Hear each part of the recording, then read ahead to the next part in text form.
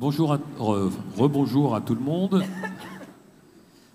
Je vous propose de vous asseoir assez vite. En fait, on va commencer assez rapidement parce que notre table ronde est un tout petit peu raccourcie pour permettre à Alice Ruffo de dire un petit mot de clôture avant de prendre un train en urgence puisqu'elle a été demandée à Paris, si j'ai bien compris, par le président de la République. Donc c'est important. Il ne faut pas qu'elle rate son train. Donc, il faut qu'on finisse à moins 10. Donc, on a 1h20. C'est, à mon avis, bien. Même, parce que vous savez que c'est important, puisque je milite pour qu'on ait le temps d'aller au fond des problèmes. Et sur cette table ronde, nous allons parler des rivalités de puissance. On l'a dit à plusieurs reprises, cette région qui nous intéresse depuis 2 jours, dont on parle depuis 2 jours, elle nous intéresse depuis plus longtemps que ça, est au cœur de géopolitique et géopolitique de grosses puissances. Et les 3 grosses puissances, même si leur taille n'est pas... on peut les appeler comme ça. C'est la Russie, dans le désordre d'ailleurs, Russie, Chine, États-Unis.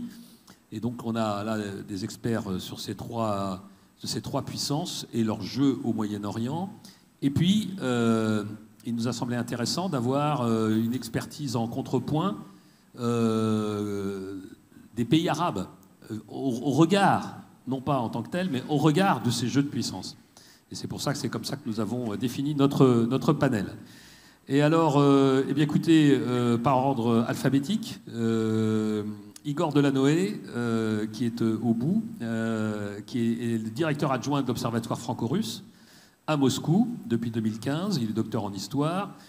Son expertise, c'est sur la géopolitique de la Russie, sur la présence et les intérêts russes en mer Noire, en Méditerranée, au Moyen-Orient. Donc on est au cœur de notre sujet, sur les questions de sécurité, de défense russe, et en particulier, un focus particulier et extrêmement documenté sur la marine de guerre.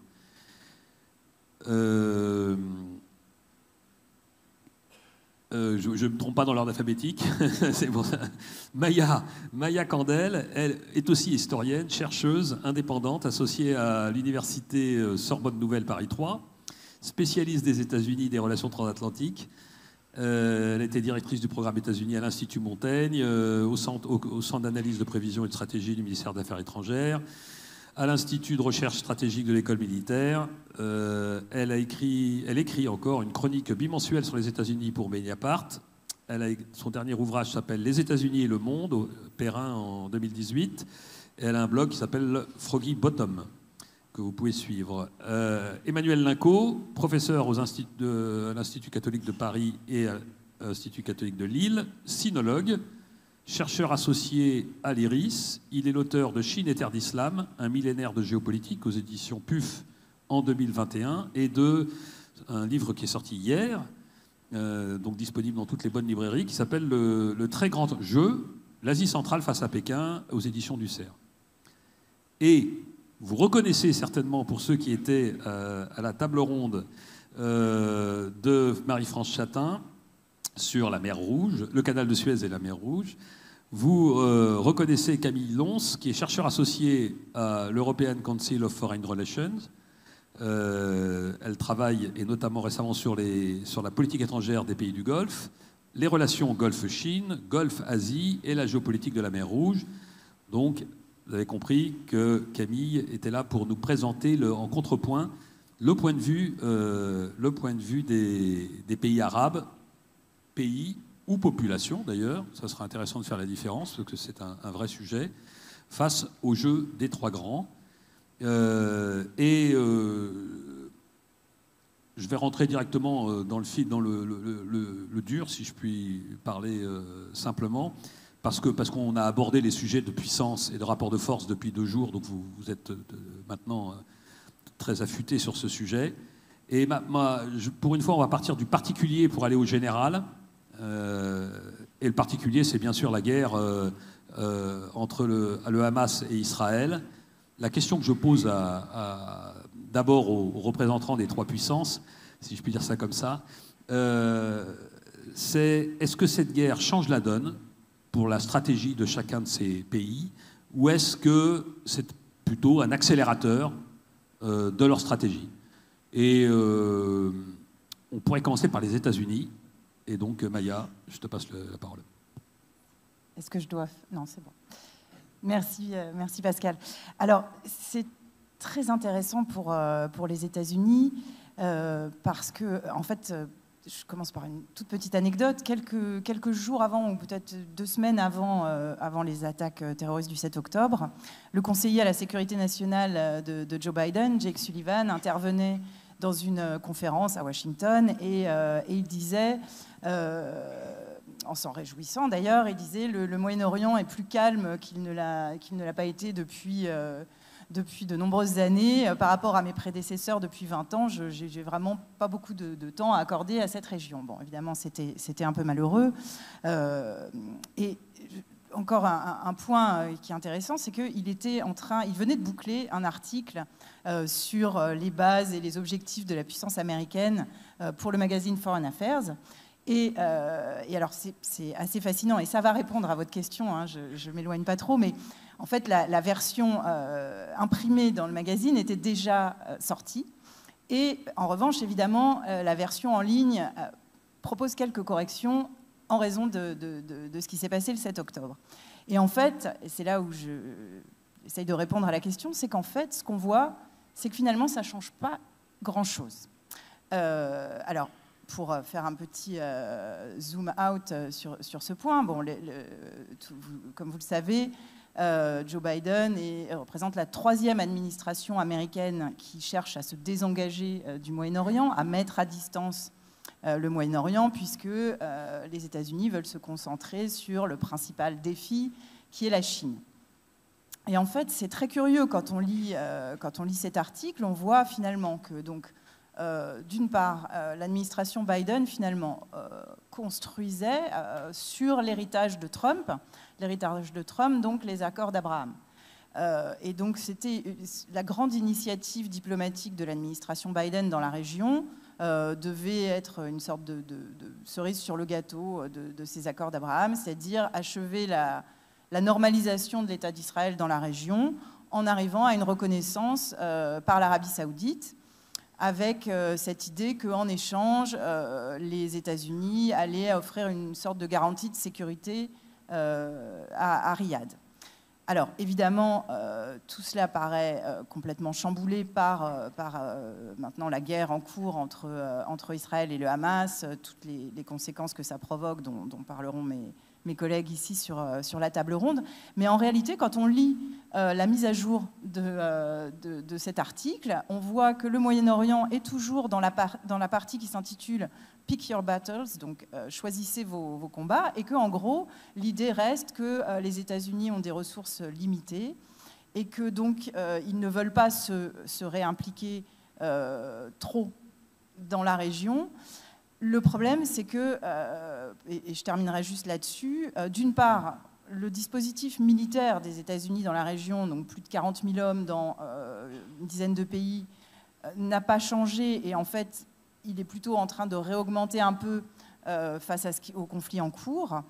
Et d'autre part, en fait, cette philosophie de l'administration Biden qui construit sur l'héritage Trump, avec un peu d'Obama aussi, pâtit en fait de la même contradiction qui était celle d'Obama déjà, c'est que les États-Unis veulent à la fois mettre moins de ressources, d'énergie, de temps au Moyen-Orient, et en même temps, ils espèrent quand même dicter, ou en tout cas influencer, les acteurs de la région. Et là, il y a un paradoxe profond qui vient du fait aussi que, je pense, les États-Unis n'ont pas complètement intégré le fait que dans les nouvelles relations internationales, chaque pays a davantage d'offres d'influence ou de parrain, etc., et que c'est un paramètre qui n'est pas vraiment intégré, pas assez dans la politique étrangère américaine. J'en reste là pour l'instant. On va y aller par touches successives, parce qu'évidemment, ça donne envie d'en avoir plus sur la vision générale des États-Unis et comment tout ça s'intègre, mais on le fera dans un deuxième temps. En pendant des États-Unis, on va passer à la Chine, même si ce n'est pas un acteur majeur, aussi présent physiquement dans la région. On sait bien que la Chine avance toujours un peu masquée. Et là, bon, même question pour la Chine, Emmanuel. Je dirais que c'est une aubaine pour la Chine, comme c'est une aubaine pour la Russie d'ailleurs, parce que ça permet de ne pas parler notamment des Ouïghours, Donc pour le narratif chinois, évidemment, la conjoncture est plutôt favorable. C'est une façon aussi assez révélatrice de dévoiler pour la Chine ce que l'on sait tous et qui a été rappelé ici et là, c'est-à-dire un solide pragmatisme chinois, en même temps qu'une ambivalence chinoise de toujours. De ce point de vue-là, la Chine renoue évidemment avec les acteurs palestiniens. Il ne faut pas oublier que pendant la guerre froide, il y avait d'ailleurs un jeu de bascule entre Moscou et Pékin.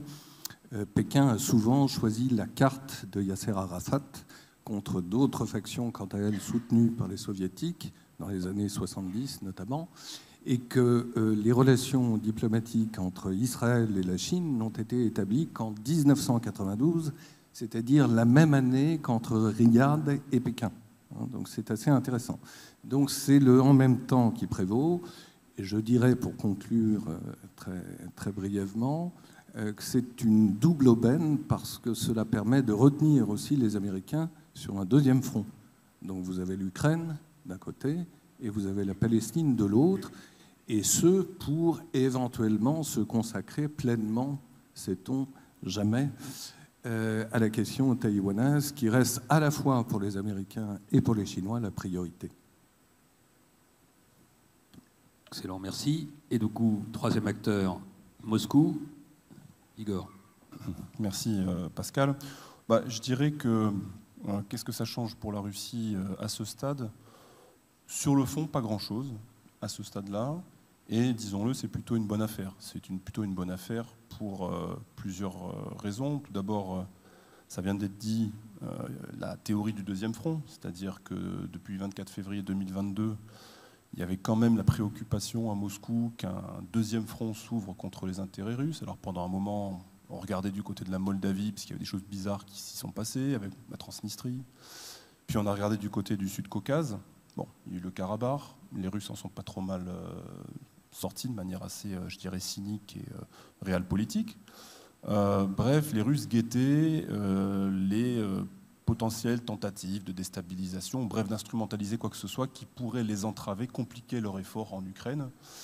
Et finalement, c'est pas comme ça que ça s'est passé. Finalement, ça s'est ouvert de l'autre côté. Ça s'est ouvert du côté finalement des soutiens à l'Ukraine, qui se retrouvent aujourd'hui extrêmement préoccupés et inquiétés par toute la situation au Proche-Orient, avec tous les projecteurs médiatiques qui tout d'un coup braquent leur lumière non plus sur ce qui se passe en Ukraine, ou beaucoup moins, mais maintenant pratiquement heure par heure sur ce qui se passe à Gaza. Alors le contexte, il n'est pas anodin, ça intervient évidemment là aussi, et le timing du point de vue de Moscou n'est pas trop mauvais, au sortir de l'été et de la contre-offensive ukrainienne, dont de l'aveu même du chef d'état-major ukrainien, qui est un échec, suite à son article dans The Economist, alors même que les observateurs, les experts qui suivent, enfin, on a suivi cette contre-offensive pratiquement jour par jour depuis début de juin. Bon, on avait globalement compris que c'était très très mal embarqué à la mi-juillet, fin juillet. Bon, maintenant, c'est publiquement exprimé, publiquement assumé que c'est un échec, avec en parallèle une lassitude, je dirais, assez naturelle qui s'est installée au sein des différentes opinions publiques en Occident à l'égard du sujet Ukraine. Ils ont quand même été bombardés d'éditions spéciales, de breaking news, d'images à longueur de mois, de semaines sur ce sujet-là. Et évidemment, donc une lassitude qui s'est néanmoins installée. Et on parlait des États-Unis.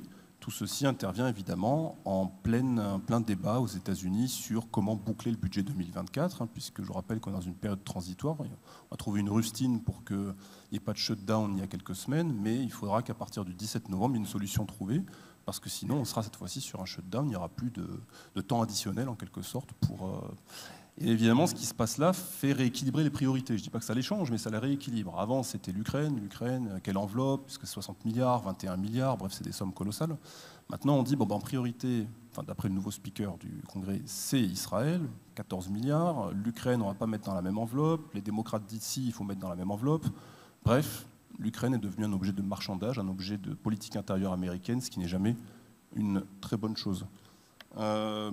Il y a évidemment un autre point qui, à mon avis, fait plutôt aussi l'affaire de la Russie. Ça a été dit un peu tout à l'heure par Georges Bruno. C'est l'histoire du double standard, deux poids, deux mesures. qui ressort très fort et qui résonne. Finalement, cette crise à Gaza sert de caisse de résonance pour cette double standard, ou ce qui est perçu comme un double standard par, disons, les opinions des pays dits du Sud global, ou en tout cas du Moyen-Orient, qui regardent Gaza, ce qui se passe à Gaza aujourd'hui, ce qui se passe en Ukraine depuis le 24 février 2022, et voient évidemment une différence de traitement par les Occidentaux qui doit sidérer certaines opinions. Donc je dirais que, pour conclure sur cette première question, néanmoins pour la Russie, il n'y a pas d'intérêt, moi je ne crois pas qu'il y ait un intérêt à l'escalade. La Russie n'a aucun intérêt à ce que la situation s'envenime, à ce que le conflit se régionalise avec le Hezbollah qui rentre dans la danse, etc. Ne serait-ce que parce qu'elle reste quand même très exposée par rapport à ses positions en Syrie, qu'elle aurait du mal à renforcer si jamais la situation devait réellement dégénérer avec l'entrée de différents acteurs. Okay, merci beaucoup. Et maintenant, ça serait intéressant à voir donc, comment... Donc on reste dans cette logique-là. Hein. Donc pour l'instant, on fait de l'événementiel presque, c'est à chaud. En réaction à ce positionnement des grandes puissances face à cet événement, comment à la fois les gouvernements ou les populations arabes, s'il y a besoin de les différencier un petit peu, faisons-le, réagissent. Merci beaucoup. Alors c'est toujours difficile un petit peu de parler des pays arabes comme si c'était un bloc monolithique. Je veux dire, ils ont chacun forcément des disparités assez importantes, notamment dans leurs relations avec les grandes puissances extérieures. Là, dans le cas de la guerre à Gaza, on a quand même une très forte unanimité. C'est vraiment la cause palestinienne, le réveil de la cause palestinienne qui génère une mobilisation sans précédent des populations à travers tout le Moyen-Orient. C'est une cause qui est vraiment très émotionnelle et qui avait été vue un petit peu peut-être à Washington comme une cause sur le déclin, moins importante, et qui finalement se réveille à nouveau dans la région. Je pense que la rue arabe et les dirigeants arabes ne regardent pas. Disons que la priorité pour l'instant est vraiment sur les enjeux régionaux que ça réveille, les enjeux même domestiques de légitimité des dirigeants de la région, plus que les enjeux internationaux. Mais il y a en effet des enjeux internationaux, et notamment la façon dont les puissances extérieures se positionnent, et notamment la guerre en cours à Gaza vient nourrir un petit peu un discours qui était déjà présent dans la région, d'un ordre mondial qui est en train d'évoluer, où le leadership américain est un petit peu sur le déclin, et cette vision un petit peu notamment d'une opposition entre un ordre mondial dominé par les États-Unis et l'Occident et l'émergence d'un Sud global dans lequel certaines puissances arabes essayent de se positionner. Et donc ça, c'est un narratif qui est beaucoup poussé, notamment par la Chine et la Russie, et à laquelle beaucoup de pays de la région sont particulièrement sensibles, et notamment cette question des doubles standards et de l'hypocrisie des Occidentaux sur la question du droit international. Ça fait beaucoup écho au Moyen-Orient avec la crise en Ukraine et les pressions occidentales qui avaient été faites, notamment sur certains pays de la région, je pense notamment aux pays du Golfe, pour s'aligner avec la position occidentale en Ukraine, et qui du coup réveille un petit peu ce narratif sur le double standard occidental. Après, est-ce que ça change vraiment fondamentalement les dynamiques en cours? Je ne pense pas. En effet, je pense que ça prolonge des dynamiques qui étaient déjà en cours, notamment j'en parlerai peut-être un peu plus tard, mais de diversification des relations de certains pays de la région avec des nouvelles puissances, notamment la Chine, la Russie. Et un autre élément, je pense, important sur lequel finalement ça ne change pas vraiment tant que ça la donne, c'est sur la puissance américaine et le rôle des États-Unis dans la région. C'est que même si le rôle des États-Unis est très critiqué en ce moment dans la région sur ce conflit actuel, finalement, les États-Unis restent encore la seule puissance qui est capable de projeter de la force militaire de manière très importante dans la région. Il y avait eu beaucoup de discussions ces dernières années sur le rôle de la Chine croissant. Est-ce que la Chine va devenir un acteur important dans la région? Là, on voit que la Chine est beaucoup sur le retrait sur cette crise-là. Et donc même s'il y a un désaccord sur la position américaine, finalement, c'est un peu le retour aux fondamentaux, en tout cas, du poids sécuritaire américain dans la région. Et ça, je pense que c'est assez important. Et notamment, l'Arabie saoudite avait des négociations en cours avec les États-Unis sur une potentielle normalisation avec Israël, des garanties de sécurité américaine renforcées et potentiellement un feu vert sur leur programme nucléaire. Je pense que même si la normalisation entre l'Arabie saoudite et Israël, pour l'instant, est un peu mise en pause, parce que politiquement, ce n'est pas le bon moment, forcément, pour faire avancer ce dossier-là, je pense que ça ne change pas fondamentalement les calculs, notamment de l'Arabie saoudite, et leur volonté de continuer à chercher à négocier avec les Américains des garanties de sécurité renforcées. Et Israël va rester aussi un acteur important dans la région avec lequel il va falloir compter pour ces pays-là. Un mot pour continuer là-dessus. Donc je vois bien dans les grands pays du Golfe, Arabie Saoudite et Émirats, ils étaient déjà en train de regarder un peu ailleurs pour rééquilibrer. Il y a un pays un peu à part, c'est quand même le Qatar, qui est à part sur ce dossier, mais qui est toujours original dans sa façon de gérer ses rapports de force, et notamment avec les puissances.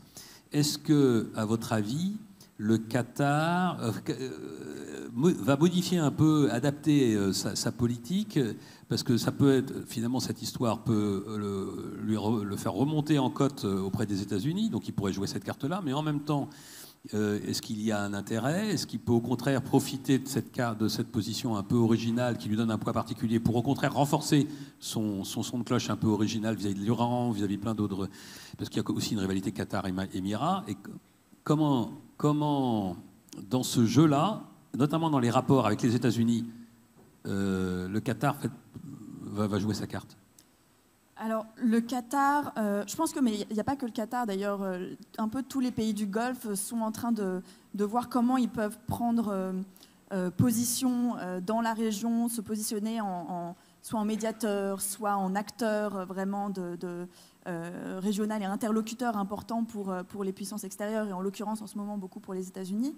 Je pense que non, le Qatar joue vraiment son rôle dans ce conflit, qui est justement utiliser les relations qu'il a, notamment en ce moment avec le Hamas, pour se positionner au centre et être un interlocuteur crucial des négociations.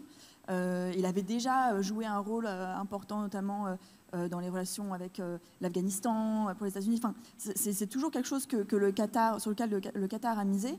Et justement, c'est quelque chose qui est payant en ce moment pour ce pays-là, qui agace un petit peu aussi les autres pays du Golfe qui auraient aimé jouer aussi un rôle du même type. Mais on voit que l'Arabie saoudite, par exemple, aussi va accueillir ces jours-ci un sommet des pays arabes et de l'OIC, donc un sommet régional important sur les questions. Donc chaque pays, chaque puissance du Golfe essaye de se positionner un petit peu et de jouer vraiment un rôle d'acteur et d'interlocuteur important.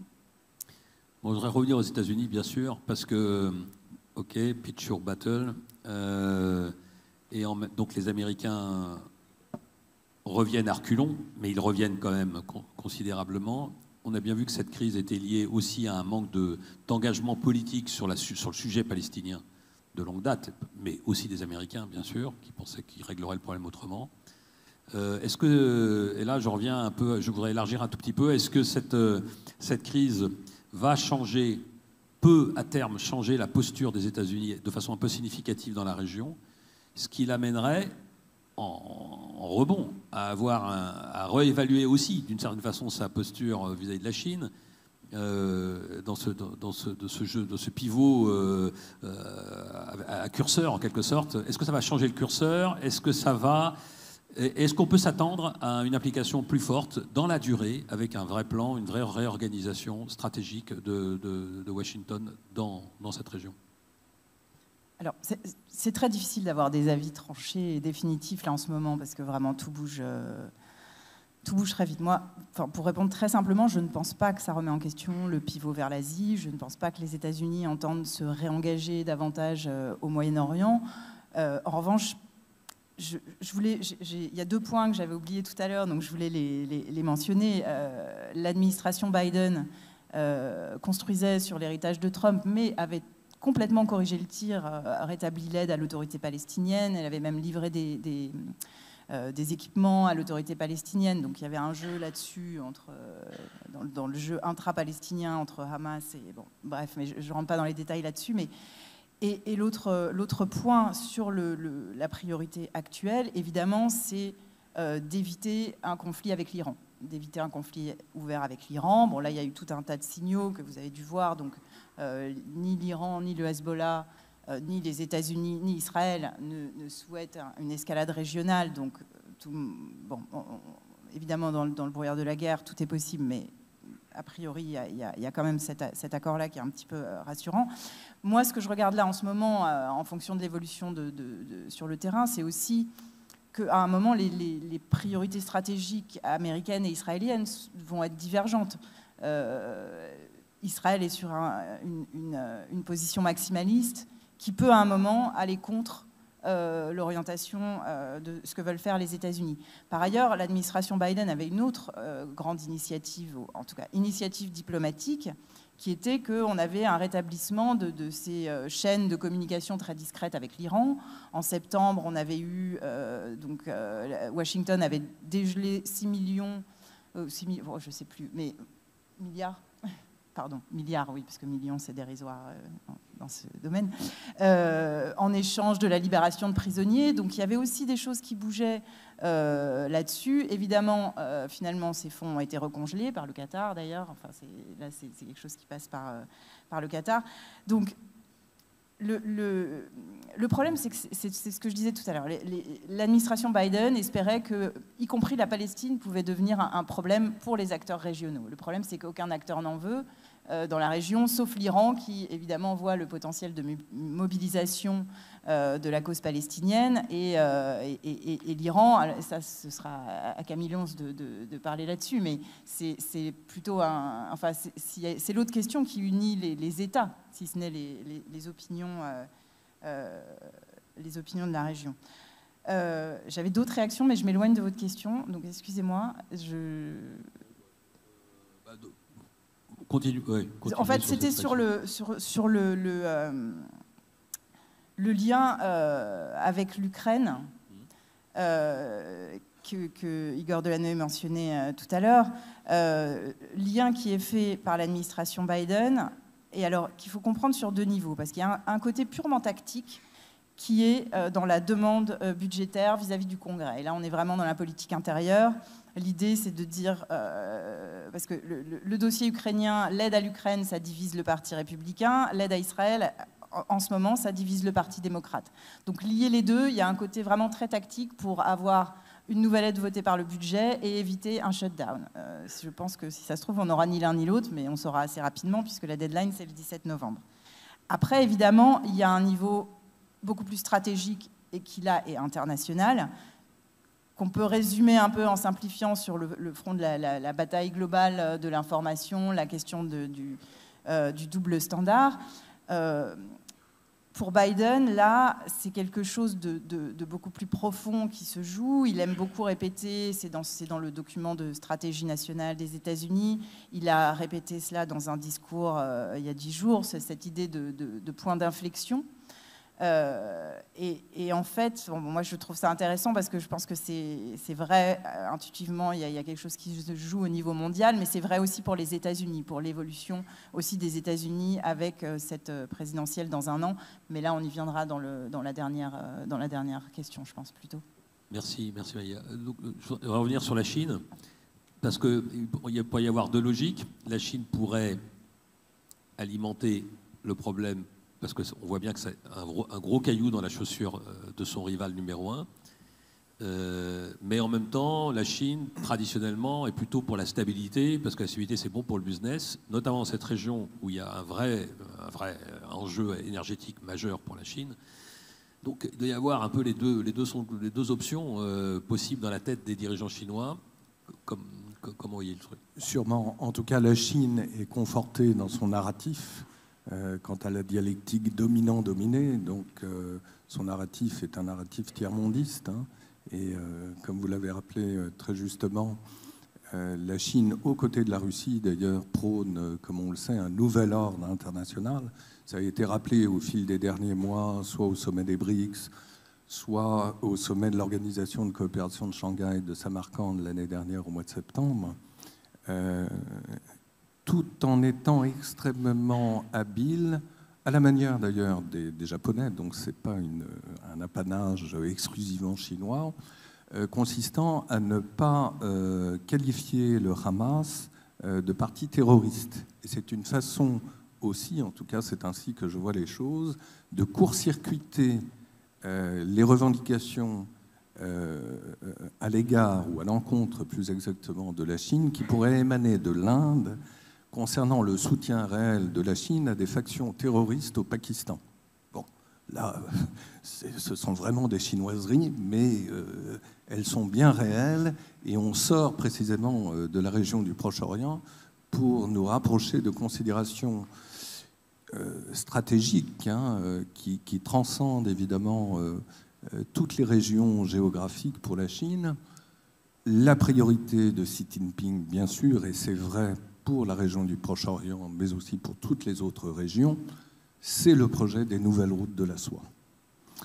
Donc, quelque part, il y a un quoi qu'il en coûte par rapport à ce projet des nouvelles routes de la soie, même si l'on sait que ce projet est revu à la baisse pour des raisons conjoncturelles sur lesquelles nous reviendrons sûrement par rapport à la politique intérieure même de la Chine. La Chine va mal, pour dire les choses par anticipation, mais ce n'est pas pour autant que Xi Jinping veuille renoncer au projet des nouvelles routes de la soie, bien au contraire, d'autant que la guerre en Ukraine modifie considérablement le projet ferroviaire des nouvelles routes de la soie, qui consistait à connecter le nord-ouest de la Chine, autrement dit la province du Xinjiang, via la Fédération de Russie, via la Biélorussie et l'Ukraine pour toucher l'Union européenne, qui, rappelons-le, est la première puissance économique du monde et le premier partenaire commercial de la Chine. Donc, comment fait-on autrement? Comment crée-t-on des alternatives à ce tronçon qui, par définition, est gelé? Eh bien, l'on crée des corridors divers et variés, le corridor sino-birman, le corridor sino-pakistanais, et le chaînon manquant, c'est l'isthme caucasien, c'est-à-dire l'Azerbaïdjan et ensuite les connexions avec l'Iran et la Turquie pour faire passer une voie médiane, ferroviaire notamment, mais aussi, pourquoi pas, de pipelines. Et en cela, la Chine maintient l'ambivalence. La Chine est, je dirais, dans son ADN culturel stratégique. C'est-à-dire que ce que fait la Chine, c'est ce que nous observons pour d'autres acteurs régionaux, savoir un découplage systématique entre les enjeux stratégiques d'une part et les enjeux économiques d'autre part. On évoquait le Qatar. Le Qatar est un cas d'école.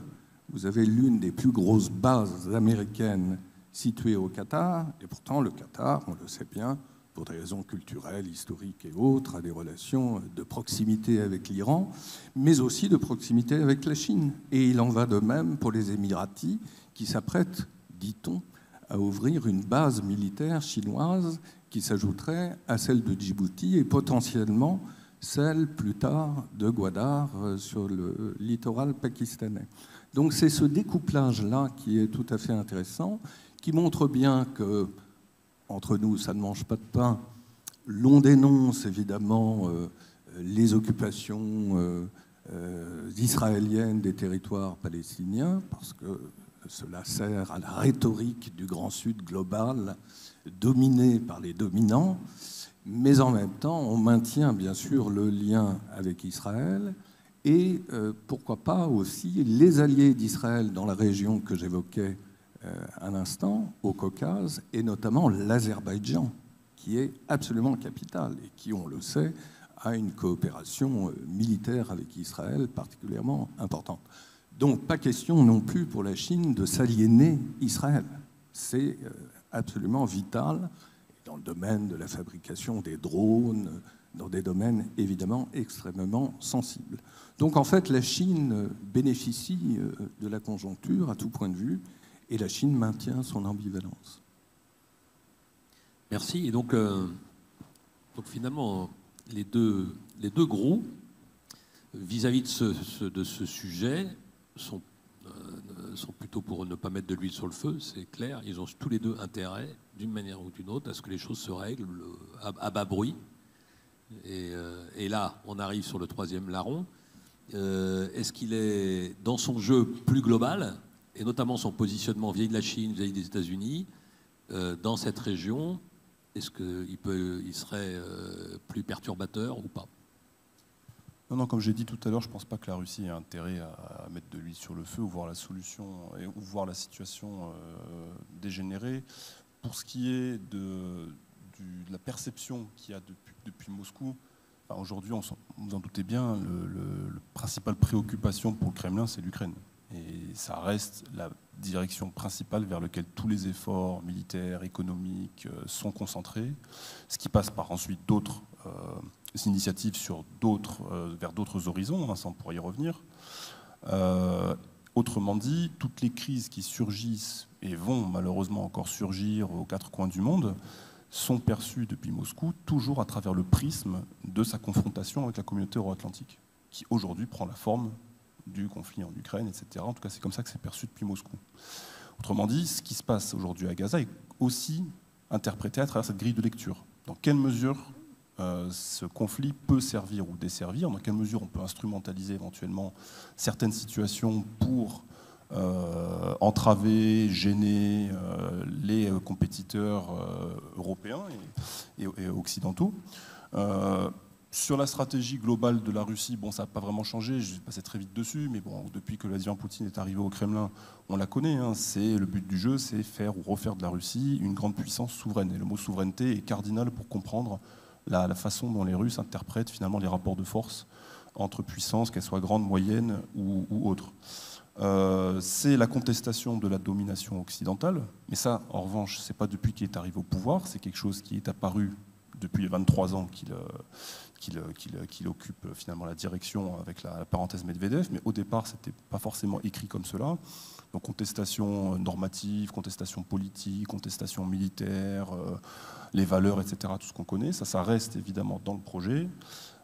C'est un discours qui promeut la multipolarité, ça aussi c'est un vieux discours qui date de la fin des années 90, de l'époque Primakov, je ne vais pas m'attarder dessus, qui dans les années 2000 était à peu près inaudible au Moyen-Orient, en Afrique, ailleurs, parce que la Russie était regardée un peu bizarrement, on ne la prenait pas vraiment au sérieux, etc. Évidemment, les choses ont beaucoup changé dans le cours des années 2010, et ce discours aujourd'hui porte un peu plus ce n'était le cas il y a quelques années.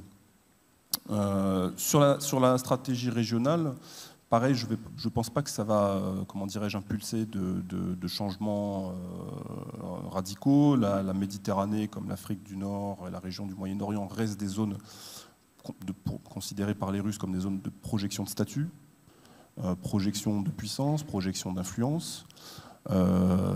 Vue du Kremlin, projection de stabilité, c'est-à-dire que la présence de l'escadra russe, même si on parle d'une dizaine de navires tout au plus, du point de vue de la Russie, contribue à la stabilité de la région. Ça, après, évidemment, des perceptions diverses. Et ça va continuer. La région, Afrique du Nord, Moyen-Orient, la Méditerranée, fournit une forme de profondeur stratégique à la Russie, une fois de plus, surtout maintenant, depuis le 24 février, dans le cadre du conflit en Ukraine. Et la Russie incarne une forme de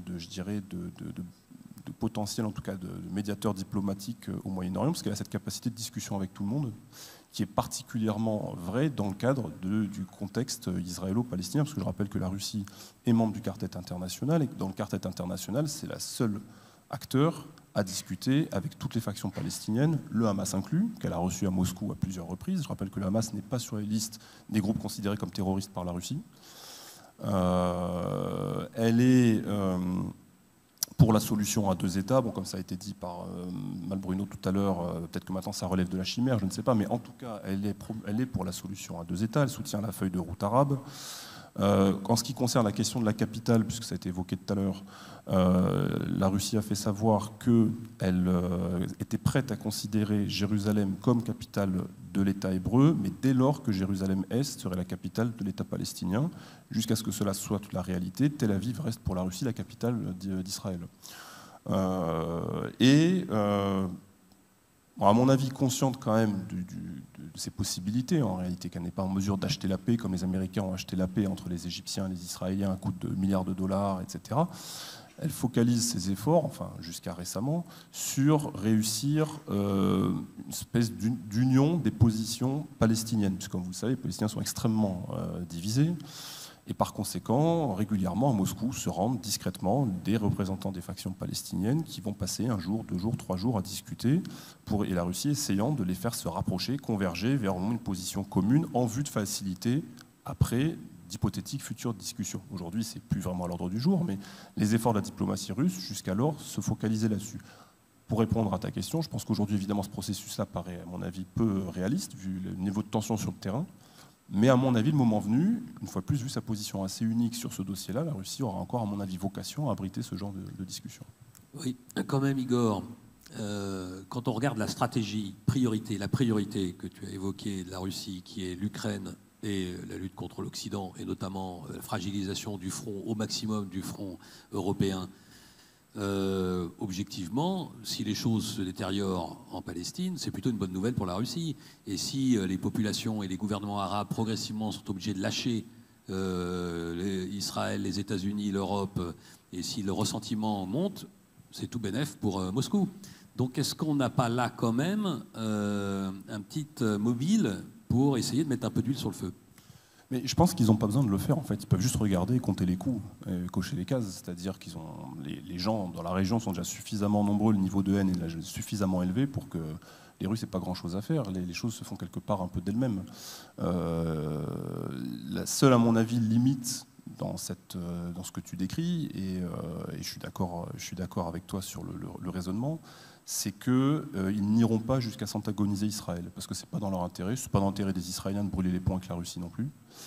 Donc il y a des déclarations de posture qui sont assez évidemment dures à l'égard d'Israël, mais néanmoins, quand on sait lire entre les lignes et qu'on regarde les déclarations officielles, on voit qu'il n'y a pas la volonté de couper la relation, de rappeler les ambassadeurs, comme ça a pu être fait par le Bahreïn, par exemple, avec Israël, ou par d'autres pays de la région. Ce n'est pas, à mon avis, vraiment le sujet. Mais il est évident que tant que ça s'envenime, mais que ça ne déborde pas, que ça ne provoque pas une escalade régionale du conflit, faut aussi regarder ce que font les Turcs, par exemple. Enfin, Erdogan est quand même dans une position extrêmement véhémente. Je sais pas, enfin, on se souvient de Mavi Marmara il y a une dizaine d'années, ce que ça avait donné. Évidemment que la dégradation des relations entre la Turquie et Israël, ça fait l'affaire de la Russie, disons-le très clairement. C'est une bonne nouvelle pour les Russes, inopinée. Les Américains ont déployé des efforts énormes de diplomatie depuis 10 ans pour essayer de les faire réconcilier, les deux irréconciliables. Ils y sont arrivés, quelques mois plus tard, boum, ça explose, et Erdogan est dans la surenchère rhétorique, etc. Bon. Ça, évidemment, oui, ça fait l'affaire des Russes, mais ils n'ont pas grand-chose à faire, ça se fait tout seul. Alors, là, plutôt des États, on a compris, de toute façon, la population, elle est unanime et elle fait pression sur les États. Mais maintenant, ce qui m'intéresse, c'est la décision des décideurs arabes. Ce jeu à 3, ce jeu à 2 d'abord, Chine, États-Unis, dans lequel la Russie intervient pour défendre ses intérêts, comment il est perçu et comment il rentre dans l'équation de chacun? Et est-ce que ça peut avoir un impact concret sur les choix qui vont être faits dans les mois qui viennent? Sur le conflit spécifiquement ou plus généralement? Non, sur le positionnement de chacun des États vis-à-vis d'abord des deux gros et puis après, et après de la Russie. Alors, donc, les pays du Moyen-Orient, alors encore une fois, ça varie beaucoup, et énormément même, dans la région, parce qu'il y a certains pays de la région, notamment dans le Golfe, qui ont vraiment une des velléités d'être des puissances régionales et qui, du coup, regardent les relations avec les puissances extérieures très différemment. Certains qui ont des relations très fortes avec les États-Unis, notamment très dépendants du parapluie sécuritaire américain, d'autres beaucoup moins. Donc, c'est vraiment, ça varie beaucoup sur toute la région. On peut différencier. Et de manière générale, je dirais que c'est des pays qui sont très attentifs aux transformations des rapports de force entre les grandes puissances. C'est une région qui a été longtemps sous domination, ou en tout cas voilà, très proche des puissances occidentales et des États-Unis pour beaucoup. Alors si c'est Afrique du Nord, ça va être plus proche de l'Europe. Si c'est le Moyen-Orient, plus proche souvent quand même des États-Unis, avec pour certains pays, Israël, Jordanie, les pays du Golfe, même une dépendance très forte au parapluie sécuritaire américain. Et notamment pour ces pays-là qui sont très dépendants des garanties de sécurité américaines, il y a une certaine inquiétude face à une impression de retrait américain, ou en tout cas de déclin de l'intérêt des États-Unis pour la région. Et notamment donc, ce pivot vers l'Indo-Pacifique. Et même si les États-Unis passent leur temps à répéter à chaque fois qu'ils vont dans la région qu'ils ne partent pas du Moyen-Orient, il y a notamment le retrait d'Afghanistan récemment dans des conditions compliquées, et aussi en 2019 le refus par exemple du président Trump d'intervenir après des attaques iraniennes contre des infrastructures critiques énergétiques saoudiennes à Abqaiq, qui ont vraiment marqué les imaginaires très fortement. Et en réponse à ça, la stratégie de certains de ces pays, ça a été vraiment de diversifier leurs relations avec tout un tas de pays, notamment d'investir dans leurs relations avec des puissances comme la Russie et la Chine. La Chine particulièrement aussi apparaît vraiment comme une opportunité pour nombreux des pays de la région, à la fois pour cette question de diversification des partenariats, aussi pour des questions économiques, c'est-à-dire pour beaucoup de pays de la région.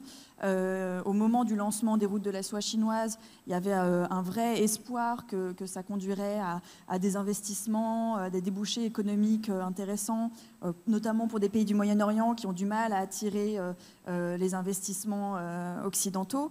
Du point de vue des pays qui exportent les hydrocarbures, notamment les pays du Golfe, il y a un enjeu géoéconomique majeur qui est en train de se jouer, qui est que le centre de gravité des marchés énergétiques mondiaux s'est beaucoup déplacé vers la Chine, avec les transitions énergétiques en cours, avec juste les évolutions du marché de l'énergie qui font que les États-Unis sont devenus quasiment autonomes énergétiquement avec le gaz de schiste. La demande européenne est plutôt sur le déclin. La demande de pays comme le Japon et la Corée, même si elle reste très importante, est quand même sur le déclin. Et à côté de ça, la demande chinoise, la Chine est devenue ces dernières années le premier importateur mondial de pétrole, le premier client des pays du Golfe. Et donc, par exemple, le PDG d'Aramco, de Saudi Aramco, donc l'entreprise pétrolière saoudienne nationale, a dit il y a 2 ans que la Chine serait la priorité absolue de Saudi Aramco pour les 50 prochaines années, parce que la Chine va rester l'un des top importateurs de pétrole pour les décennies qui viennent. L'Inde va commencer à rattraper la Chine aussi, mais la Chine va vraiment être un importateur clé. Et donc, pour eux, il y a un enjeu majeur, l'accès au marché chinois est un enjeu majeur de leur prospérité économique future, mais aussi c'est un enjeu politique très fort, parce que le pétrole, c'est le levier d'action géopolitique clé des pays du Golfe. Et d'ailleurs, c'est aussi ça qui est au cœur de la transformation de la relation avec les États-Unis, c'est que cette relation a longtemps été basée sur le nexus pétrole contre garantie de sécurité, qui est aujourd'hui en fait remis en question en quelque sorte, parce qu'il y a une séparation entre les intérêts économiques qui sont maintenant vraiment côté chinois et les intérêts de sécurité qui sont encore très fortement du côté américain. Et donc il y a ça qui est en cours et qui est vraiment très important. Et un petit point d'ailleurs en parlant de ça, il y a des débats qui sont intéressants à suivre dans le Golfe qui réémergent sur notamment les enjeux de dédollarisation qui sont liés aussi à ces questions-là et qui ont réémergé beaucoup au moment de la crise en Ukraine. Pendant la crise en Ukraine, il y a eu par les Occidentaux des mesures de sanctions sans précédent qui ont été prises contre la Russie, de plafonnement des prix du pétrole, etc., qui, dans le Golfe, ont été perçues comme un précédent un petit peu dangereux parce que c'était perçu comme une intervention de la part des pays occidentaux sur le marché de l'énergie et ça a posé beaucoup de questions sur la dépendance au dollar de ces pays et sur la question de réduire leur dépendance au dollar, potentiellement faire des échanges dans les questions énergétiques dans d'autres monnaies. La Chine a beaucoup poussé, notamment pour des transactions en yuan. Donc il y a vraiment une réflexion en cours très importante au sein de ces pays-là, très présente dans les pays du Golfe, mais aussi dans le reste de la région. Et juste dernier point, ils utilisent aussi beaucoup leurs relations avec les autres puissances, la Russie et la Chine, comme une monnaie d'échange un petit peu dans leurs relations avec les États-Unis, avec l'objectif de maximiser leur marge de manœuvre. Et souvent, la Chine, notamment, a été utilisée comme en monnaie d'échange quand des pays de la région se faisaient critiquer par l'Europe et les États-Unis sur leurs questions de droits de l'homme. Souvent, la Chine était mise en avant et les relations avec la Chine étaient mises en avant à ce moment-là.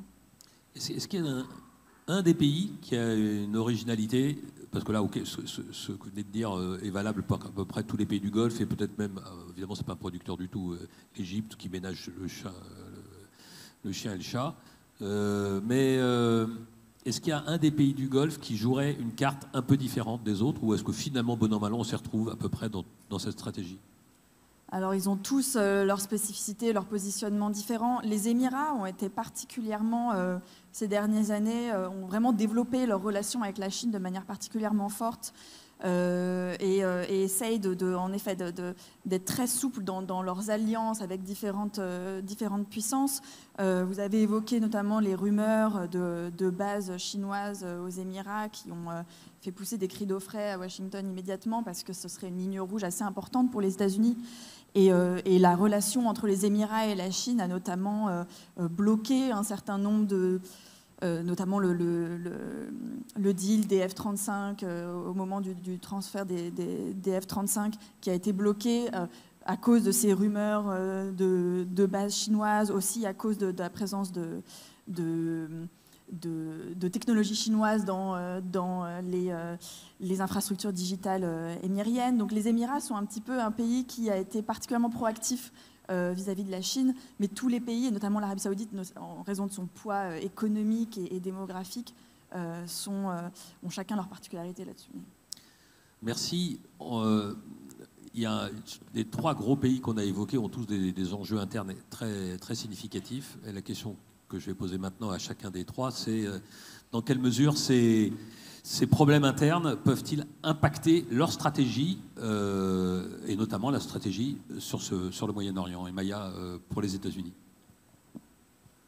Oui, je voulais revenir sur un point rapidement, mais donc les attaques du 7 octobre ont été à un moment très impactant, ont un gros retentissement aux États-Unis, mais sur le plan stratégique, le gros changement, un moment de bascule du point de vue de Washington, c'est février 2022 avec l'invasion complète de l'Ukraine par la Russie, précédée de cette annonce de partenariat sans limite entre la Chine et la Russie. Et ça, c'est quand même important de le rappeler, parce que c'est, pour le dire vite, la réalisation du pire cauchemar des Américains. Et c'est quelque chose qui est pris très au sérieux aux États-Unis. Et là, ça a vraiment concrétisé le fait que c'était quelque chose qu'il fallait prendre au sérieux. Alors, je sais qu'on peut... en Europe, on a plutôt tendance à dire oui, mais en même temps, la Russie est beaucoup moins forte, puis ça ne va pas durer, et puis etc. Bon, aux États-Unis, c'est pris très au sérieux. Il suffit de regarder le nombre de papiers de think tank qui se penchent sur la question depuis février 2022. Donc voilà, je voulais juste rappeler ça. Sur le contexte, la question intérieure, j'évoquais tout à l'heure le fait que le dossier Israël-Palestine, pour revenir au Moyen-Orient, est celui qui unit le plus les républicains et qui divise le plus les démocrates. Et ça, c'est vraiment une question compliquée pour Biden, Alors évidemment, la présidentielle, c'est dans un an, donc c'est un temps infini en politique, mais le fait est que cette guerre en cours, elle cristallise vraiment plus d'une décennie de divisions très vives dans la gauche américaine et au sein du Parti démocrate. Et ce qui est particulièrement problématique et qu'on voit très bien au Congrès depuis plusieurs semaines et puis dans les villes américaines tout simplement et sur les campus et ailleurs, c'est qu'on a là-dessus, on voit vraiment cette division entre le pôle plus centriste et ce qui représente encore l'establishment du parti, si je puis dire, puisque c'est la position de Biden, c'est la position qui reste majoritaire au Congrès, qui est toujours sur cette position de soutien indéfectible à Israël. Et d'un autre côté, il y a vraiment une fracture générationnelle. Donc, les jeunes, les progressistes qu'on voit très bien dans les élus du Congrès, bon, qui sont encore minoritaires, par exemple au Sénat, mais qui commencent à devenir plus importants à la Chambre, et qui, eux, sont pour une position beaucoup plus équilibrée des États-Unis entre Israël et la Palestine, voire qui sont pour les Palestiniens, enfin c'est un peu caricatural de dire ça comme ça, mais et c'est vraiment intéressant, il n'y a rien de simpliste là-dessus, parce que par exemple, je le rappelais il n'y a pas longtemps, mais un des élus les plus progressistes au Congrès, Jamal Bowman, est élu du district qui compte le plus de population juive américaine. Donc il n'y a pas de truc simpliste là-dessus. Les juifs américains, en l'occurrence, votent démocrate à plus de 70% et sont extrêmement progressistes. Par ailleurs, c'est vraiment ceux qui qui contestent vraiment la ligne de Biden aujourd'hui aux États-Unis. Ce sont les nouvelles générations démocrates, ce sont tous ceux qui se sont rassemblés autour du mouvement Black Lives Matter, qui est un mouvement très proche de la cause palestinienne depuis longtemps, hein. Ça c'est même depuis les années 70, hein, mais bon, je ne vais pas remonter aussi loin, les latinos, donc bref, en fait, pour le dire vite, l'avenir du Parti démocrate. Et donc Biden, et là, si les élections avaient lieu demain, ça ne veut pas dire que ces gens-là votent sur la politique étrangère, sur Israël, ou qu'ils iraient voter pour Trump. Par contre, ça peut vouloir dire qu'ils resteraient chez eux. Or, toutes les élections américaines récentes se sont jouées vraiment avec des marges extrêmement étroites, y compris à 20 000 voix dans le Wisconsin, puisque l'élection présidentielle aux États-Unis, elle se fait au suffrage indirect. Donc en fait, ce n'est pas vraiment les sondages nationaux qu'il faut regarder, c'est ce qui se passe dans 5-6 États clés. Donc là, on a une dimension de politique partisane électorale qui est extrêmement présente et je crois qui conduit déjà l'administration Biden à infléchir un peu sa position. Il n'y a pas que ça, hein. Il y a des dissensions très vives au département d'État, il y a déjà eu une démission, ça c'est toujours un indicateur intéressant. Moi, j'avais travaillé sur la Bosnie, il y avait eu une vague de démissions, l'Irak aussi, bon, la plus grosse vague de démissions, ça reste le Vietnam, mais bref, je ne veux pas revenir trop en arrière là-dessus, mais c'est vraiment une question qui divise de manière très vive aux États-Unis. Et à l'inverse, ça unit, en tout cas ce dossier, unit les républicains. Et l'autre point qui est intéressant, c'est qu'on dit toujours que l'élection présidentielle, la politique étrangère ne compte pas.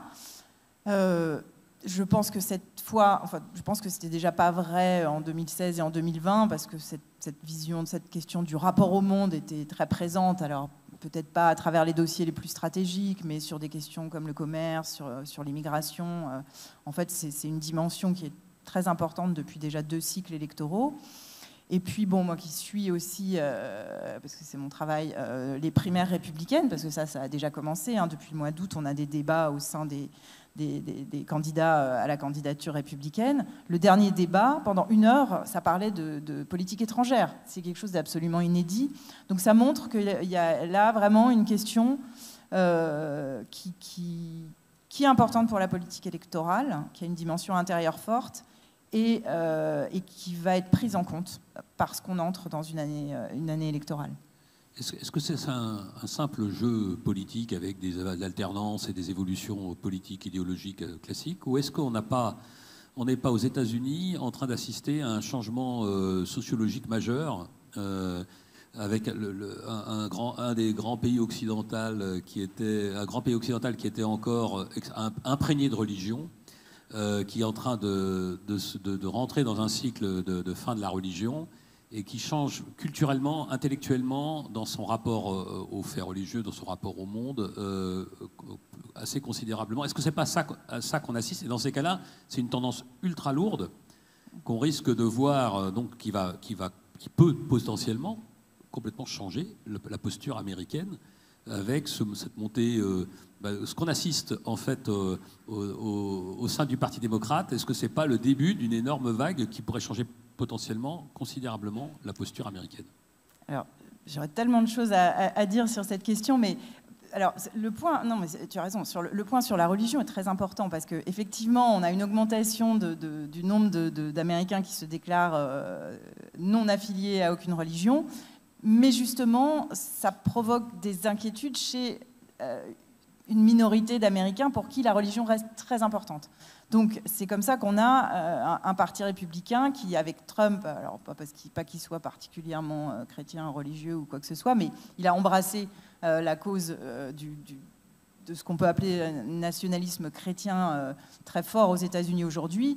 Et l'essentiel de la base électorale de Trump, donc, ce sont ces chrétiens évangéliques pour qui il y a vraiment un enjeu existentiel qui se joue au sein de la société américaine sur la place de la religion dans la société. Et d'ailleurs, on a un speaker aujourd'hui, un président de la Chambre, qui est vraiment une figure de proue de ce mouvement. Je pense qu'on va, à moins qu'il disparaisse aussi rapidement que le précédent, sinon on va apprendre à le connaître un peu mieux, et ce ne sera pas triste. Mais au-delà, je crois qu'il y a quelque chose, au-delà même de cette question de la religion, les États-Unis sont un pays qui a profondément, qui change très rapidement, qui a profondément changé depuis 20 ans, et une des causes un des aspects essentiels de ce changement, c'est aussi la réaction des États-Unis après le 11 septembre, cette implication, ces deux guerres absolument désastreuses qu'ils ont menées, et le pays vit encore sur les conséquences de ça. L'explosion de la violence par arme à feu, des milices, c'est lié aussi au fait qu'il y a des dizaines de milliers, centaines de milliers de soldats démobilisés, la baisse de l'espérance de vie aux États-Unis, c'est le seul pays occidental qui a une baisse de l'espérance de vie, c'est quelque chose aussi qu'on peut rattacher à cela. L'élection de Trump aussi, enfin, donc en fait, la surréaction américaine après le 11 septembre, on vit encore, les États-Unis sont encore dans cette transformation liée à cette surréaction. Donc c'est vrai que moi je vois ça vraiment comme un pays qui est aussi à un point d'inflexion pour sa propre évolution intérieure et donc forcément par ricochet pour le monde, parce que le choix du rôle américain dans le monde dépendra de cette élection et aura un impact sur nous tous. Vous savez, la CIA fait ces espèces de rapports stratégiques, là, les Global Trends, qui sont toujours très intéressants, enfin la partie qu'on peut lire, parce qu'il y a toute une partie qui est publique. Et ça fait déjà plusieurs numéros où un des gros facteurs, une des variables, c'est la politique intérieure américaine par rapport au choix du rôle américain dans le monde. Et donc cette montée de l'isolationnisme qui a pris le Parti républicain et qui aujourd'hui progresse aussi côté démocrate, c'est vrai que c'est un facteur à suivre parce que ça aura un impact sur nous tous. Merci. Donc c'est évidemment plutôt une bonne nouvelle pour la Chine, mais la Chine a ses propres problèmes internes. Donc Emmanuel. Absolument. Mais juste avant de répondre à cette dernière question, j'ai décrit d'une manière un peu abrupte, quasi caricaturale, la Chine comme puissance opportuniste, ce qui est vrai, mais il ne faut jamais sous-estimer le fait que la Chine est considérée par les pays concernés dans la région comme une force de proposition. Il ne faut pas oublier son succès diplomatique très réel dans la réconciliation entre l'Arabie saoudite et l'Iran autour du conflit yéménite. Et donc ça, c'est quand même assez intéressant. Et quelque part, la Chine peut se permettre de le faire parce que c'est un pays vierge par rapport à la région.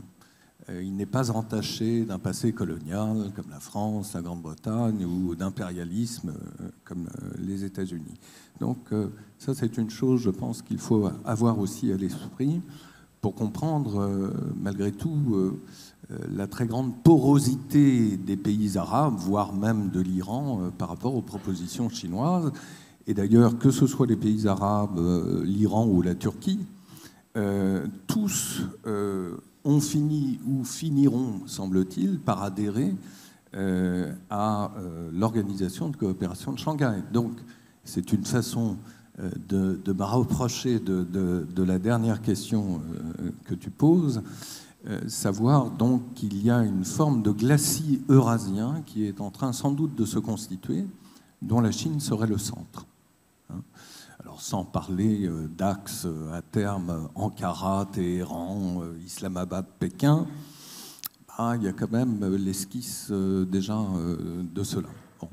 Alors, pour répondre à la troisième question, qu'en est-il de la répercussion de la politique étrangère de la Chine dans la région par rapport à la société chinoise en général?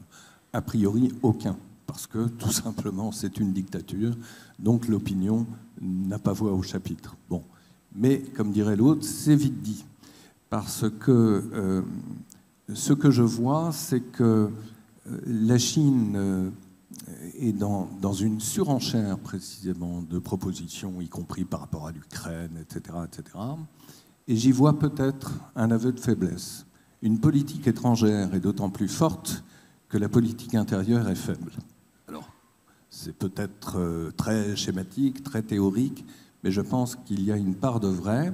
En tout cas, la conjoncture économique de la Chine d'aujourd'hui est assez catastrophique. Et c'est un euphémisme, puisque l'on sait qu'au mois de juillet dernier, le ministère du Travail, ou l'équivalent de Chine, a donné des statistiques assez alarmantes, c'est-à-dire un taux de chômage pour les 25-35 ans de 20% dans les villes.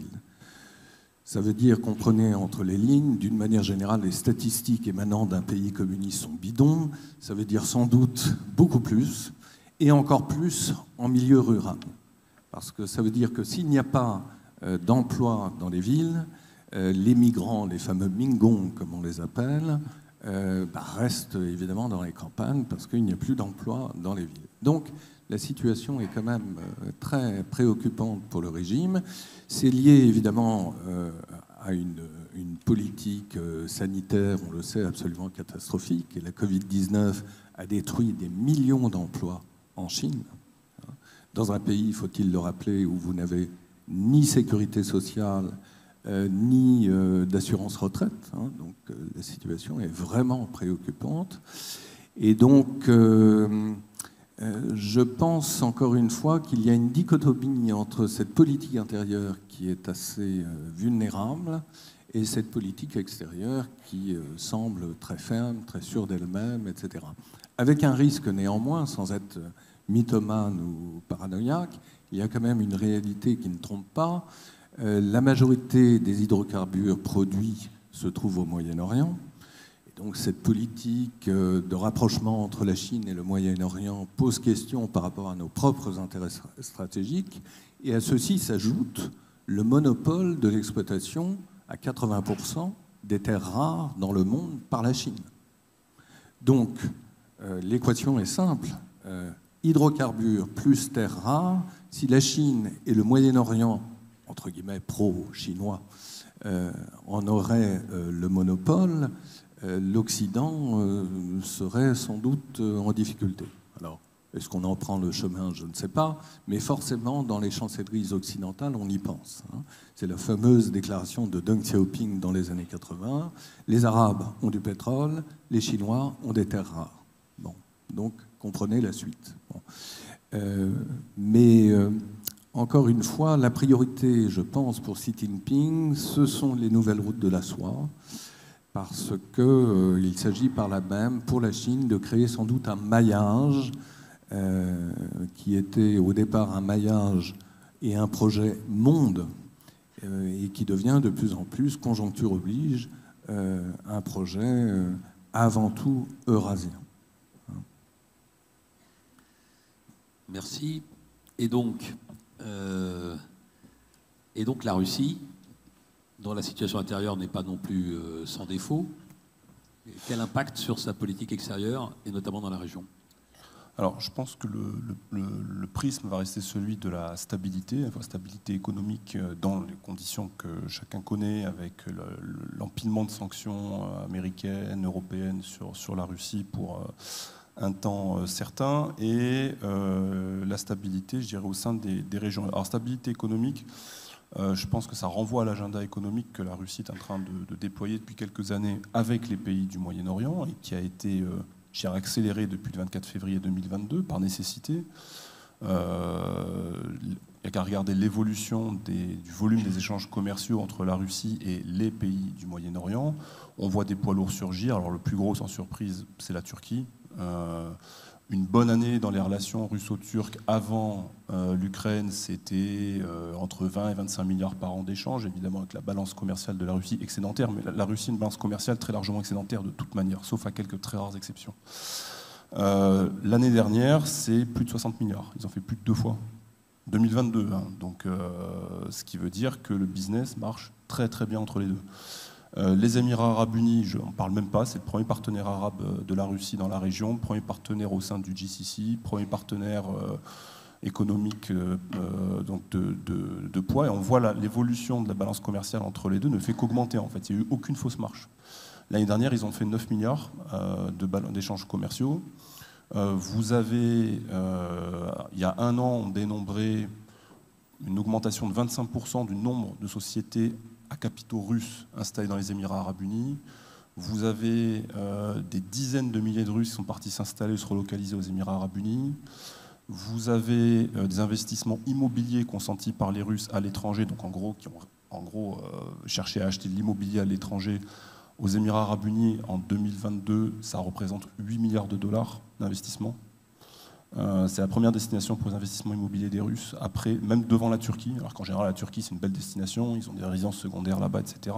Là, les Émirats arabes unis sont devenus vraiment un hub dans tous les sens du terme pour la Russie dans la région. Moi j'appelle ça une tête de pont économique en fait pour la Russie dans la région, devant l'Iran, alors que l'Iran pendant très longtemps était le principal partenaire économique. Bon, je ne vais pas revenir dans le détail sur les relations, on n'a pas le temps ici, mais quand vous cumulez la balance commerciale entre la Russie et les pays du Conseil de coopération du Golfe d'une part et l'Iran d'autre part, celle entre la Russie et les Arabes a dépassé de très loin celle entre la Russie et l'Iran depuis près de 10 ans. Et les courbes ne font que se décaler. C'est-à-dire que désormais, le facteur économique dans la relation entre la Russie et les pays du Golfe pèse assez lourd.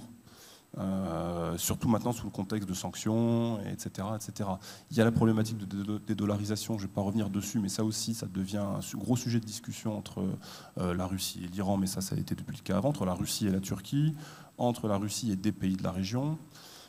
Et plus spécifiquement sur le Golfe, il y a, on parlait de pétrole tout à l'heure, le cadre OPEP+.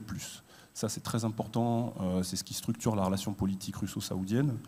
L'accord de 2016, qui est reconduit depuis. Il y a eu quelques couacs, on va dire, en 2020, mais ils ont compris qu'ils avaient intérêt, mine de rien, à maintenir un cadre et de la prévisibilité. C'est important d'autant plus pour le budget fédéral russe aujourd'hui qu'il faut un peu voir où on va en termes d'argent, étant donné qu'il y a un champ de bataille et qu'il y a des dépenses à engager qui sont colossales.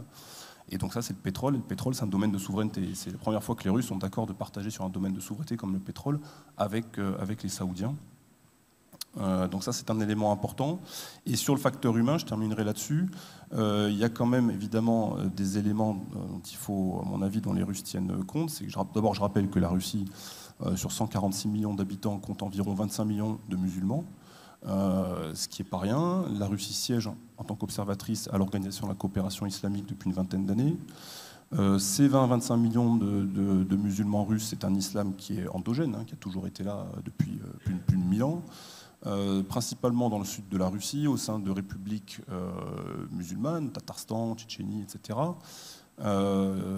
Et parfois, les leaders de ces régions, de ces chefs de régions musulmanes, on leur confie, enfin le Kremlin leur confie des missions d'intercesseurs ou de médiateurs avec des pays du musulman. Donc il y a une espèce de diplomatie, je ne qualifierais pas de parallèle, mais de complémentaire à celle du Kremlin qui peut être déployée dans la région, qu'on a déjà vu au cours des dernières années, et qui s'effectue dans les cadres définis évidemment par le Kremlin. Ça va continuer. Cela dit, dans le cadre de la crise qui nous concerne aujourd'hui avec Gaza, il y a évidemment des limites. Et ça, on pense évidemment à ce qui s'est passé à Marachkala il y a quelques jours. Hein, les débordements à Marachkala, sur l'aéroport, je pense que vous avez tous vu les images. Évidemment, c'est des choses que le Moscou préférerait pas voir, d'une part, et d'autre part, les déclarations un petit peu incendiaires ou tonitruantes de certains leaders, M. Kadyrov pour ne pas le citer, hein, qui sortent un petit peu, je dirais, de ces cadres de la position officielle de la Russie sur le conflit, puisque M. Kadyrov, lui, évidemment, appelle, a proposé même d'envoyer des soldats tchétchènes à Gaza en force d'interposition. On parlait de force d'interposition ce matin, donc lui a dit « moi, je suis prêt à envoyer mes bonhommes ». Est-ce qu'il le ferait vraiment? Je ne sais pas. Mais donc, il y a des choses comme ça qui font tâche et qui font désordre, qu'on a pu déjà voir dans le passé dans d'autres contextes, hein, avec les Ouïghours notamment, et des déclarations aussi de Kadyrov complètement dissonantes par rapport à la position officielle de la Russie. Bon, ça aussi, on n'aime pas trop. Mais pour l'instant, ça reste maîtrisé. Merci. Donc là, on va conclure d'ailleurs par la région cible, au vu de tout ça. Donc dure tâche, Camille, mais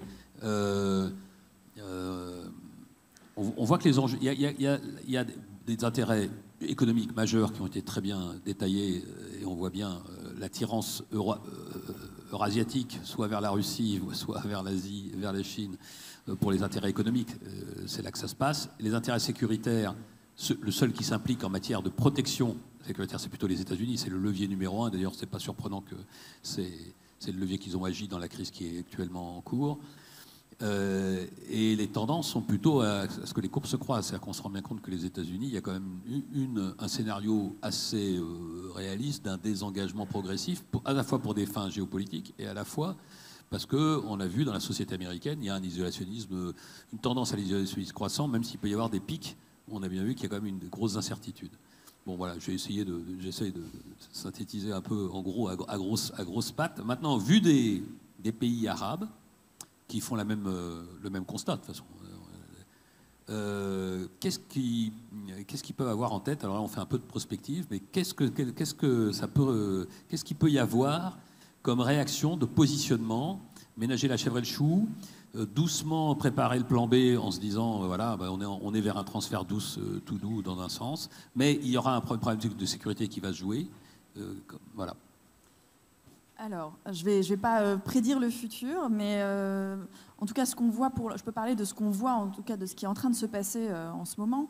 Et c'est vraiment cette question de diversification des relations. Il ne s'agit pas de se diriger vers un acteur en particulier. Et je pense qu'un point qui est important, c'est qu'est-ce que ces pays-là attendent vraiment de la Russie et de la Chine, notamment de la Chine, je pense beaucoup, parce que c'est l'un des pays sur lesquels on a beaucoup discuté récemment, sur est-ce que la Chine remplacerait les États-Unis, notamment comme acteur vraiment sécuritaire important dans la région. Je pense que les pays de la région sont assez quand même pragmatiques sur le rôle de la Chine dans la région, et il n'y a pas du tout d'attente que la Chine joue un rôle politique et sécuritaire de la même manière que les États-Unis en ont joué un pendant longtemps. Et notamment, on sent une évolution dans la perception de la Chine dans la région. Il y avait eu des attentes assez fortes au moment du lancement des routes de la soie chinoise, notamment. On entendait dans la région des espoirs à la fois d'investissement, mais aussi en effet d'une présence chinoise renforcée comme acteur vraiment de la région. Et finalement, au fil des années, les pays de la région ont un peu recalibré leurs attentes vis-à-vis de la Chine. En termes d'investissement, et les promesses chinoises n'ont pas toujours été tenues dans tous les pays de la région. Et en termes d'implication vraiment sécuritaire, de la même manière, les pays ont vite réalisé que la Chine ne jouerait pas et n'avait pas de désir particulier de jouer un rôle sécuritaire majeur dans la région. Et donc, de ce point de vue-là, l'approche, c'est vraiment une approche de diversification, maximiser les marges de manœuvre avec chacun des acteurs, et utiliser la Chine pour avoir plus de marge de manœuvre dans les négociations avec les États-Unis, mais éviter aussi d'être trop dépendant soit de la Russie, soit de la Chine. De l'autre côté, la Chine, c'est aussi un compétiteur de certains pays de la région sur le plan économique. Pour les pays du Golfe, c'est aussi un compétiteur dans un certain nombre de domaines, dans l'aluminium, dans les investissements dans les ports et les infrastructures dans d'autres régions, etc. Donc, il y a vraiment une relation un petit peu qui est ambivalente et qui est, je pense, marquée par vraiment la diversification, parce qu'il y a un manque de confiance aussi dans ce que chacune de ces puissances peut délivrer dans la région. Et la Russie, parce que là, ok, on a bien parlé de la Chine, mais l'histoire d'amour que Igor décrit entre la Russie et les Émirats, par exemple, est-ce que c'est quelque chose qui peut durer, qui peut être structurant, et la Russie peut jouer le troisième homme dans ce trio? Encore une fois, c'est vraiment une relation. Les Émirats, et comme encore plus que je trouve que tous les autres pays de la région, sont vraiment une puissance assez opportuniste. Ils savent saisir les opportunités politiques et économiques quand elles se présentent. En ce moment, avec la crise en Ukraine, ils ont senti une opportunité économique assez importante. La raison aussi pour laquelle d'autres pays de la région, notamment l'Arabie Saoudite, ne se sont pas forcément alignés avec les positions occidentales sur la Russie, c'est parce que dans le cadre d'OPEC+, il y avait un besoin de vraiment maintenir cette relation avec la Russie dans la durée. Et donc, voilà, c'est vraiment, il n'y a pas d'attente particulière à ce que la Russie joue un rôle central dans la région, mais c'est un acteur qui compte. Et dans le contexte actuel, c'est vraiment maximiser les opportunités quand elles se présentent et avoir des relations d'alliance qui sont les plus flexibles possibles pour s'adapter à la conjoncture. Merci beaucoup. Bon, je pense qu'on pourrait en débattre encore plus longtemps, mais il faut bien sûr savoir s'arrêter, d'autant plus que notre temps est un peu contraint. Ce débat évoque le fait que ce jeu de puissance est un jeu négatif, c'est-à-dire que c'est parce que les Américains sont en retrait que les autres en relatif prennent plus de poids. Alors opportunément, il peut y avoir des expansions, mais souvent dans le domaine économique et rien de plus, parce que personne ne veut mettre la main dans le pot dans la fournaise, de peur de se brûler. Et donc c'est une espèce de marais barométrique stratégique en fait, et qui est toujours des situations très instables. Parce qu'il n'y a pas de leader, de vrai leader, personne ne lève la main pour être le leader dans ce chaudron que tout le monde sent bouillir. Et d'ailleurs, c'est pour ça qu'il bout. C'est parce qu'il n'y a personne pour tenir des couvercles, pour jouer sur véritablement une stratégie. C'est en tout cas l'effet que ça me fait. Et donc, l'avenir des États-Unis en tant qu'acteurs, oui ou non, vont-ils continuer à se désengager tout doucement et le moins bêtement possible? Mais si c'est vraiment le cas, et qu'il n'y a personne véritablement qui prend la place, on peut avoir des grosses surprises, parce que là, on va laisser les acteurs locaux gérer, très bien, sur le papier c'est parfait, mais on ne sait pas du coup ce qui peut arriver, et là le pire peut arriver. Et...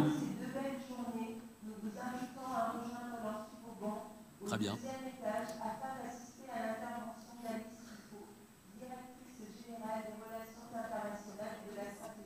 Et je finis par un mot.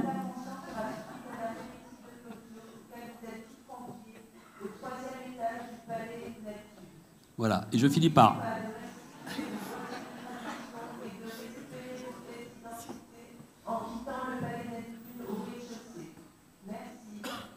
Et donc, je finis par la dernière idée, c'est que le grand trou stratégique, c'est comme l'Union européenne, les acteurs européens, qui sont absolument pas ni en capacité, ni en mesure, ni en volonté, juste, de jouer un rôle pour essayer de combler ce marais barométrique stratégique.